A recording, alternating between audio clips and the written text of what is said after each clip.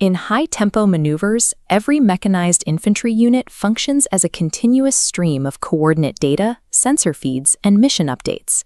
To manage this volume, tactical units utilize a multi-tiered architecture known as the Hydra Mesh. This diagram illustrates a tactical communications mesh network equipped with Hydra terminals. Bradleys and Strykers serve as mobile gateways at the center of this web. These route information upward to command centers via low Earth orbit satellites. Simultaneously, they connect horizontally using resilient MANET routing. The result is a macro architecture that achieves a redundant, self-healing common operating picture across all echelons of command.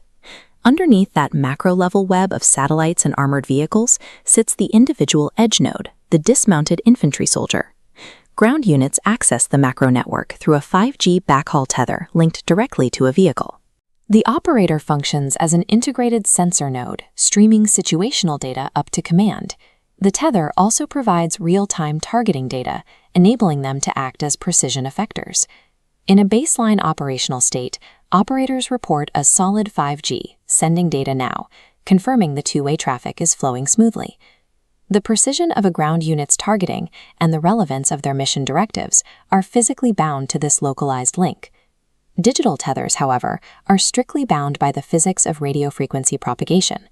Tactical 5G can move massive amounts of data, but it is physically fragile over distance and through matter. High-frequency 5G waves struggle to penetrate dense terrain or urban infrastructure. This measurable loss of signal strength, as waves interact with the environment, is known as attenuation. When a 5G wave encounters a solid physical obstacle, attenuation aggressively degrades the amplitude, destroying packet integrity. To maintain the high bandwidth necessary for real-time tactical feeds, the connection requires strict line of sight. Dynamic battlefield movement, whether a soldier advancing or a vehicle maneuvering, constantly threatens to break this line of sight requirement. The high-frequency characteristic that gives the edge node massive data capacity is structurally the most susceptible to environmental failure. Vehicular nodes avoid this physical vulnerability through architectural redundancy. This diagram details the hardware logic providing that redundancy, the Hydra network bridging logic. Internal MANET traffic serves as the primary resilient data path between vehicular nodes. External Silvus traffic is bridged via the Hydra aux ports, acting as a dedicated automated failover mechanism. If a Stryker loses direct line of sight to command, the mesh logic instantly and invisibly reroutes its data through a nearby JLTV node.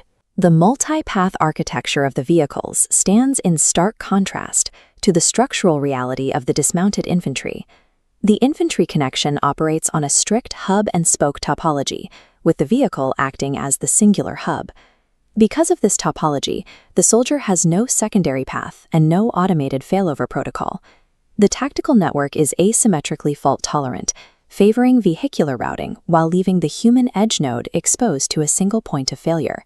This vulnerability is triggered mechanically the moment a dismounted unit places hard cover between themselves and their gateway vehicle.